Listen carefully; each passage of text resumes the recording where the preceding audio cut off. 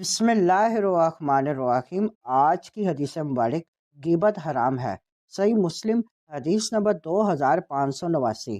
حضرت ابو ہریرہ رضی اللہ تعالیٰ عنہ سے روایت ہے کہ رسول اللہ صلی اللہ علیہ وآلہ وسلم نے فرمایا، کیا تم جانتے ہو غیبت کیا ہے؟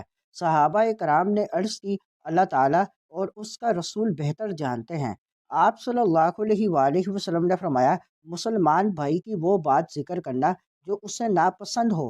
عرض کی گئی، اگر میرے بھائی میں وہ بات موجود ہو جو میں کہہ رہا ہوں؟ آپ صلی اللہ علیہ وآلہ وسلم نے فرمایا، اگر اس میں وہ بات موجود ہے جو تم بیان کرتے ہو تو تم نے اس کی غیبت کی، اور اگر اس میں وہ بات موجود نہیں تو تم نے اس پر بہتان باندھا، یعنی جو کہ غیبت سے بھی بدتر ہے۔ یہ حدیث غیبت کی واضح، جامع اور فیصلہ کن تعریف بیان کرتی ہے اور ہمیں زبان کے گناہوں سے سختی سے خبردار کرتی ہے۔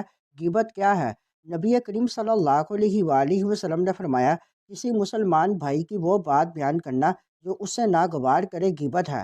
اگر وہ بات اس میں موجود ہو غیبت، اگر وہ بات اس میں موجود نہ ہو بہتان، یعنی اور یہ غیبت سے بھی بڑا گناہ ہے۔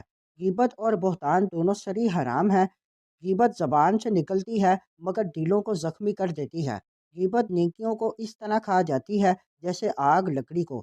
ان صورتوں میں شرعی اجازت ہے۔ علماء کرام کے مطابق صرف ضرورت اور مصلحت شریعہ کے تحت، مثلاً ظالم کے خلاف حاکم یا قاضی سے شکایت فتویٰ حاصل کرنے کے لیے حقیقت بیان کرنا، مسلمانوں کو کسی کے شر یا نقصان سے بچانا، کھلم کھلا گناہ کرنے والے کے گناہ کا ذکر یعنی تنبیہ کے لیے، پہچان کے لیے ایسا لقب جسے وہ خود معیوب نہ سمجھے، بولنے سے پہلے سوچیں کیا یہ بات اللہ کو راضی کرے گی؟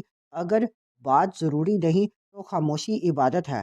اپنی زبان کی حفاظت کریں کیونکہ اکثر لوگ اسی کے سبب جہنم میں جاتے ہیں۔ اے اللہ، ہمیں اپنی زبانوں کی حفاظت کی توفیق عطا فرما، آمین۔